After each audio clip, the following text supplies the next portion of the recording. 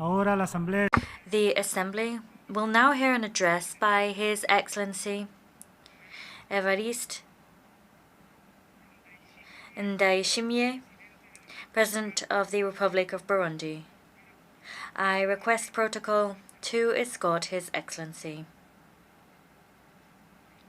On behalf of the General Assembly, I have the honor to welcome His Excellency Evariste Ndayishimiye, President of the Republic of Burundi, and I invite him to address the Assembly.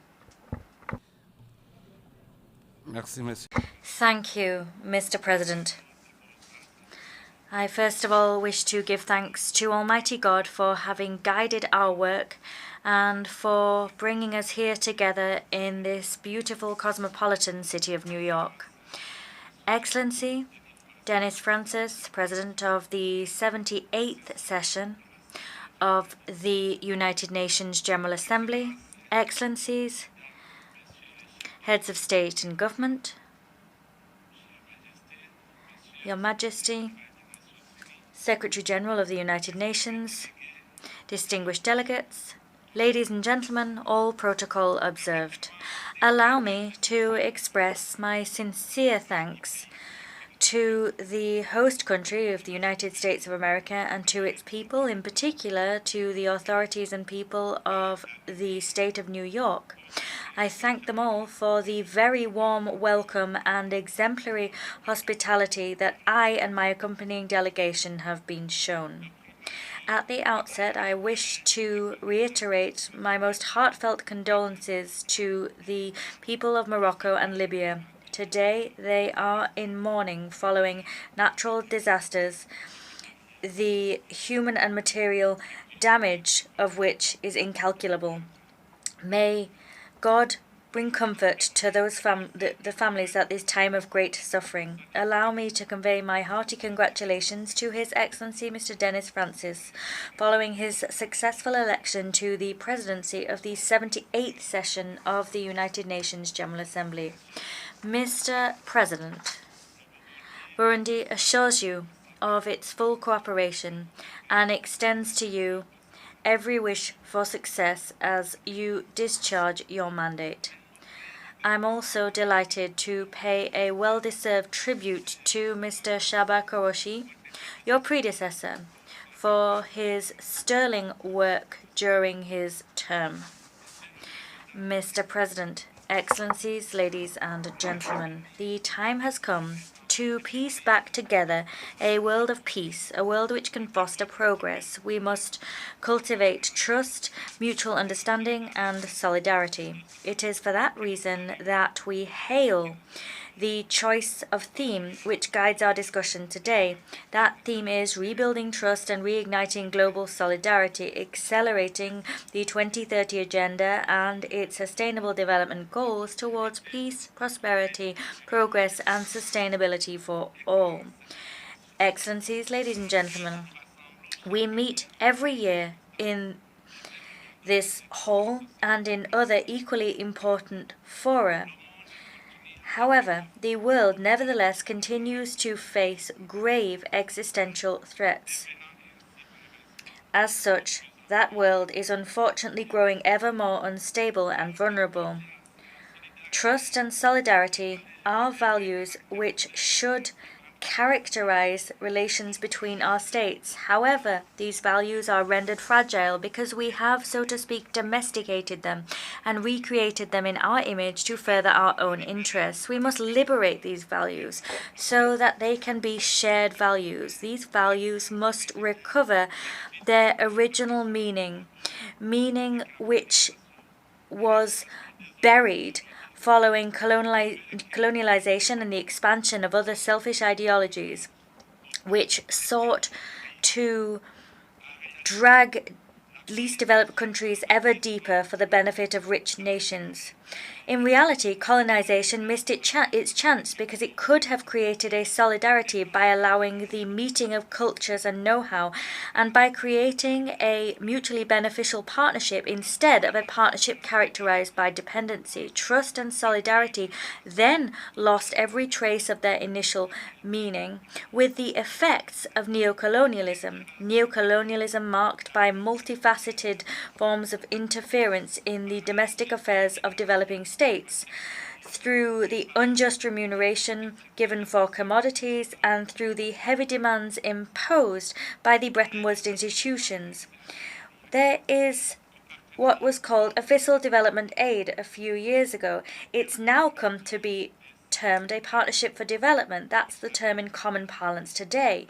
In any case, terms for this concept abound, but they're all tinged with bad faith.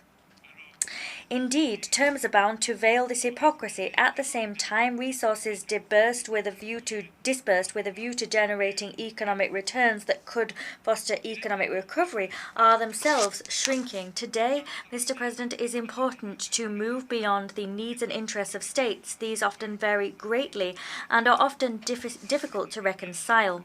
International solidarity must guarantee that all countries are able to interact on a level playing field.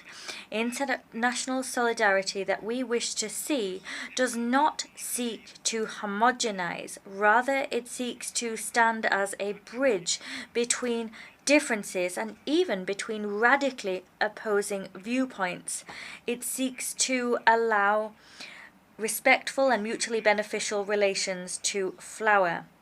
Mr. President, ladies and gentlemen, trust and solidarity should be the cornerstone on which thriving international relations can develop, international relations free of inequality and conflict. This is, incidentally, the goal that Burundi is striving to achieve, first and foremost at a national level. We're seeking to cultivate and strengthen this ideal within our people. As such, after years of instability, the process of truth and reconciliation launched in Burundi is today bearing a bounty of fruit because the people of Burundi are now energized in pursuit of a common ideal as they seek to achieve the Sustainable Development Goals. In this connection, we call upon friendly countries and partners to support the action of Burundi's government, and we heartily encourage foreign investment. However, the sad truth is that ODA, which should support the efforts of the government as it seeks to guarantee the well-being of its citizens, has little by little faded away to instead be channeled towards non-state actors which serve the geopolitical and economic interests of certain so-called donor states. These interests are unspoken and clandestine. Evidently, international solidarity should encourage developed nations to make tangible contributions to the socio-economic development of LDCs. A Kirundi proverb, Nwetanguro Muburu, means prosperity can only last if it is shared. That proverb reminds us that investing in the prosperity of a neighbor is to indisputably guarantee and shore up one's own sustainability and progress. This, Mr. President, reminds us of the urgent need to rethink and strengthen our global partnership. That, in our view, involves ensuring debt relief, a substantial increase in resources devoted to the fight against poverty. It involves strengthening South-South cooperation, the sharing of technologies and innovation, and it involves broadening commercial agreements. Ladies and gentlemen, in spite of all of the challenges above, Burundi remains determined, and indeed we trust that this assembly will work to rebuild trust in my country. We believe that it will champion a process by which international solidarity is revived. The government and people of Burundi have a genuine and staunch determination to maximize the dividends of peace and to protect our hard-won reconciliation. In view of that goal, our warhorse is the promotion of good governance and the fight against all forms of injustice. Indeed, we are engaged in a tireless struggle to ensure the proper management of public affairs, and thanks to this determined struggle, Burundi has made significant progress in terms of democracy, good governance, and improving its business climate. Consequently, we have become a safe place for investment and a range of economic activities. Moreover, significant efforts are being made in productive sectors which create mass employment and which drive growth. Against this backdrop, my government is striving to particularly stimulate the agricultural sector. That sector employs vast swathes of Burundi's population. Consequently, in light of that goal, we have taken the decision to finance our agricultural sector through our national program of agricultural subsidies. That program subsidizes fertilizers, selected seed species, and plant health products.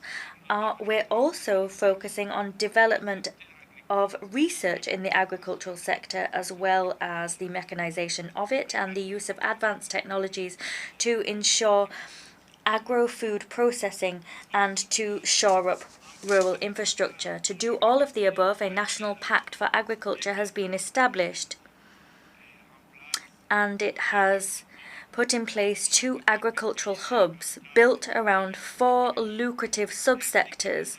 That was done very quickly, and we now also have a special agricultural industrial zone.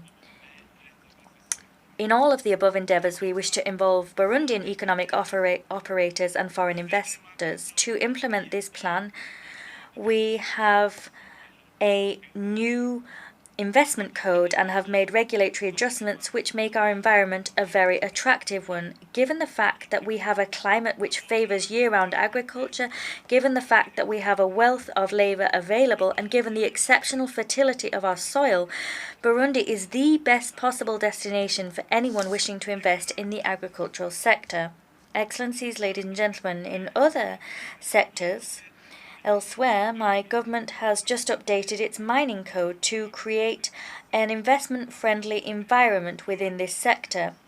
The abundant mineral wealth of our country remains underexploited. My government's goal is to bring about economic recovery by exploiting our natural resources. The goal is to make Burundi an emerging country by 2040 and a developed country in 2060. To succeed in this endeavour, we are giving pride of place to young people and women. They are the real drivers of socio-economic development because of the way they promote entrepreneurship, innovation, and because of their spirit of creativity. Indeed, we are particularly backing young people because there is no weapon more effective than young people in the fight against poverty and in conflict prevention. As an African Union champion for the Youth, Peace and Security agenda, I wish to take this opportunity to call for a better inclusion of and the more effective participation of young people in the development agendas of our respective states. In this regard, I welcome the General Assembly's decision to create a United Nations Youth Office.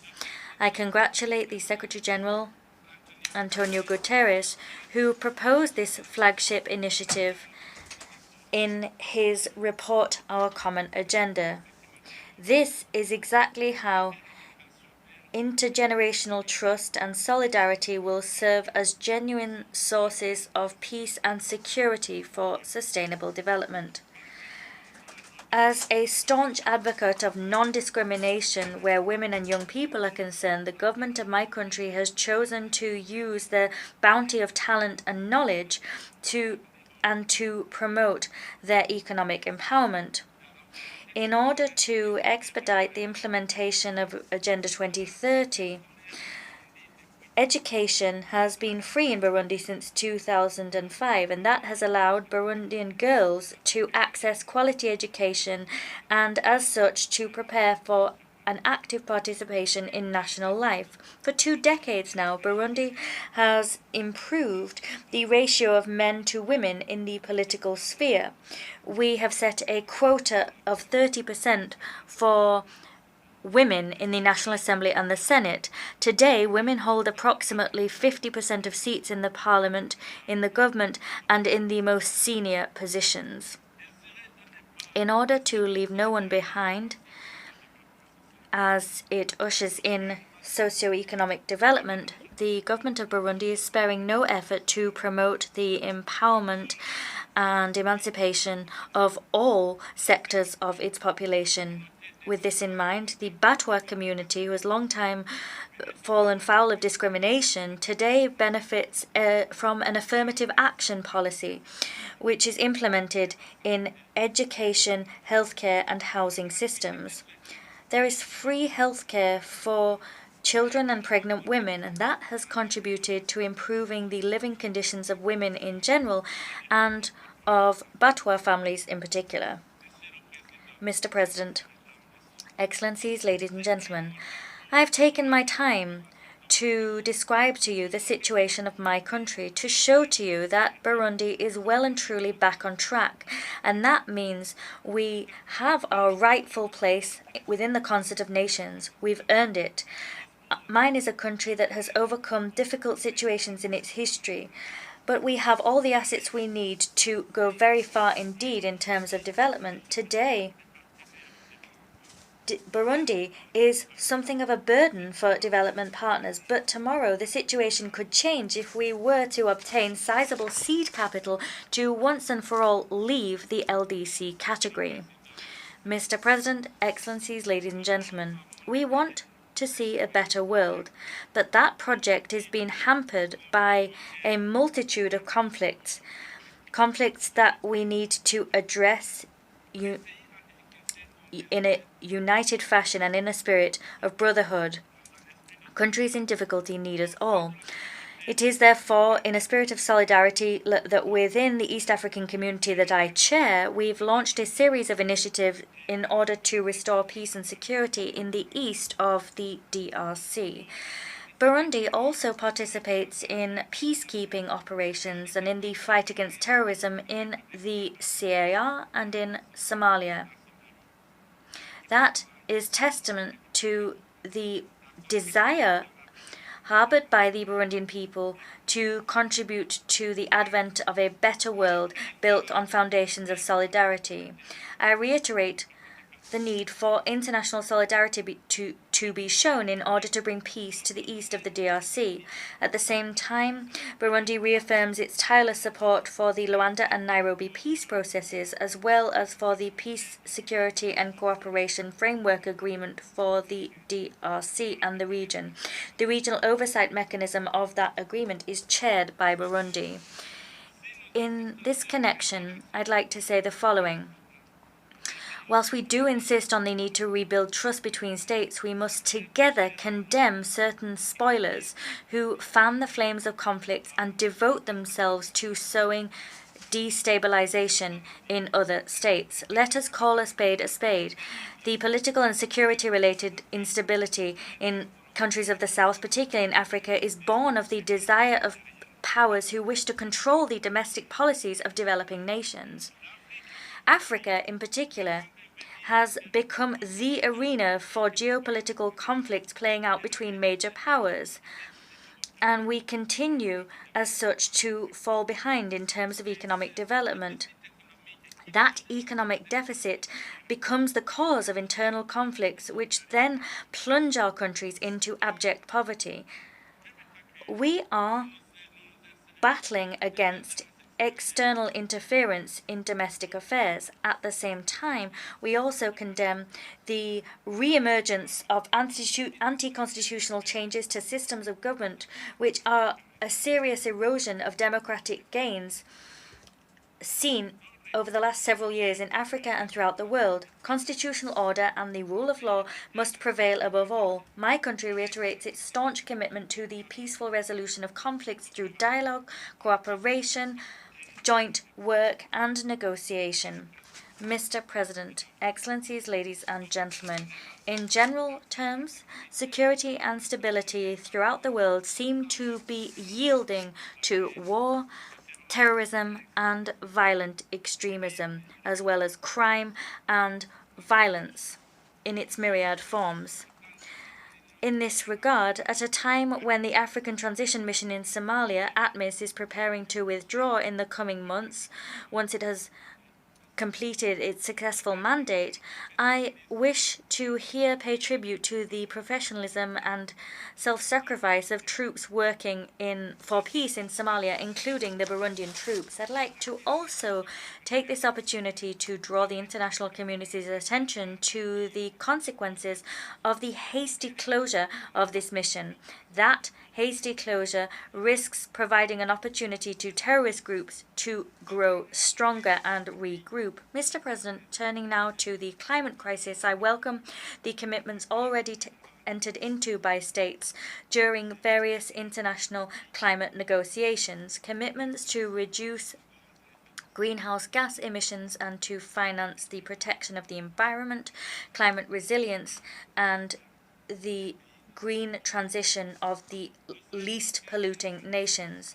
We want to see these commitments followed up by tangible action, because the failure to mobilize $100 billion annually since 2020, a commitment made in the Paris Agreement, and that was a commitment that was to continue annually until 2025. But the failure of that to materialize imperils the very existence of future generations. We believe that COP28, which will be held this year in Dubai, will provide an excellent opportunity to turn words into actions. Turning now to the increase in migratory flows, we are all aware that the extent of these migratory flows are threats to peace and security. Indeed, this movement is of concern to rich countries, is the consequence of poverty, because these migrants are seeking a better life, and as such they leave poor areas to earn a living in more affluent nations. The reducing migration involves inevitably adopting appropriate cooperation-based measures which allow young people better opportunities to find opportunities for decent work, employment, independent employment, or entrepreneurship. This should be done namely through the implementation of programs which seek to achieve the SDGs and ensure they are achieved on a national level. We are now called upon to focus our efforts on establishing a global partnership which fights poverty in all its forms. However, as we await a lasting solution to poverty, countries of transit and destination must understand our situation and provide dignified and humane assistance to migrants, and must guarantee them their fundamental rights. The respect of human rights is a matter on which we all agree. These rights must be universal and indivisible for all. My country is always against discrimination, as well as against the instrumentalization of human rights and the double standards used in their application.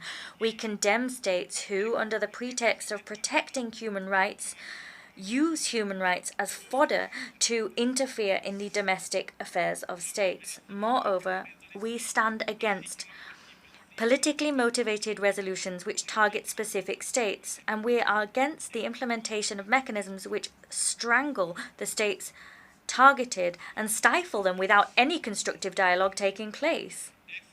Excellencies, ladies and gentlemen, allow me, before I conclude, to reaffirm our commitment to the democratization of the multilateral system. This includes the reform of the United Nations Security Council as well as of the international financial system, to make both more representative, just and inclusive, and able to more effectively address the challenges emerging in the world today. International law recognizes the principle of the sovereign equality of all states. Accordingly, these states must enjoy the same rights and the same international duties, including in the sensitive domains of the maintenance of international peace and security. I wish to thank the member states of the Security Council, some of which understand the desire long expressed by Africa.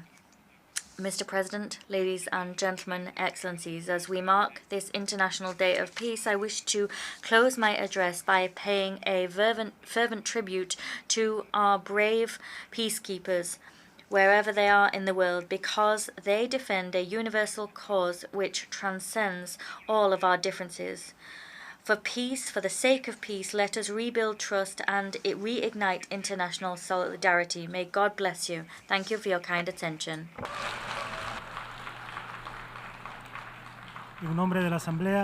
On behalf of the Assembly, I thank the President of the Republic of Burundi for the statement just made, and I request protocol to escort His Excellency.